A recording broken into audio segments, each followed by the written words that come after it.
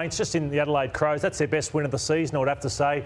I know they won one after the siren earlier in the year, but Carlton, a top 8 side, to do this to them, they haven't been able to see out games. Like, they were in this position against Collingwood only weeks ago and they couldn't see it out.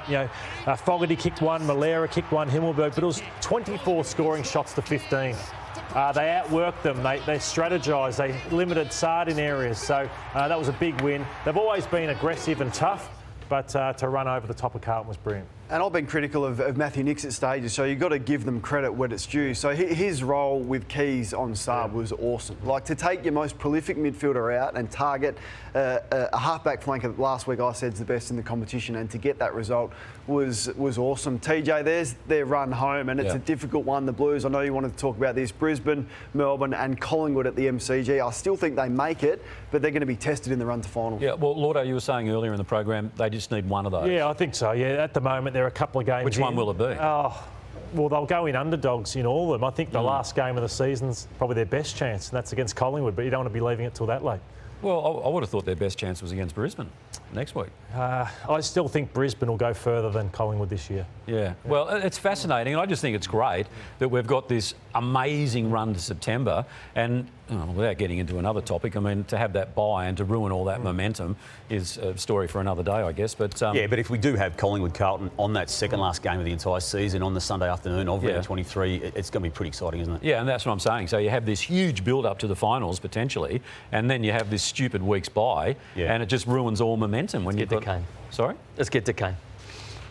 The volcano's just bubbling away over here. It's about to explode, TJ. It is about to explode, the volcano from the plasma. So that was the positive for Adelaide.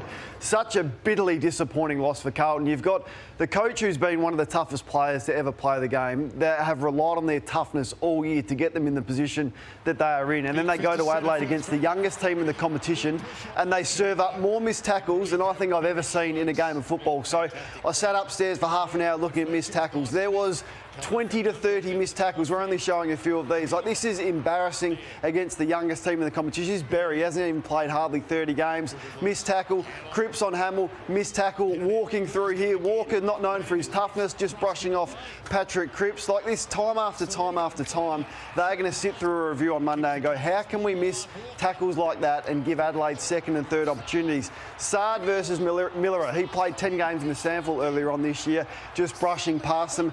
And then the last one for the game here, Fogarty. There's one missed tackle. Plowman, not sure how he gets a game. O'Brien misses that. That's embarrassing again. And 3, Chera just brushed off goal. Bang. It is a physically really disappointing performance from a Carlton side we have admired their toughness all year. That is amazing vision. Yeah. That is amazing vision. Just how many times that happened. Yeah, brilliant. Jack Silvagni has to come back in? Well, he actually played some good minutes yesterday as a sub and is important to them. It's just how they fit into Koning, Silvagni, Pitnet, who they have to play, and then the 2 keys up forward. But I would think Jack will be there next week.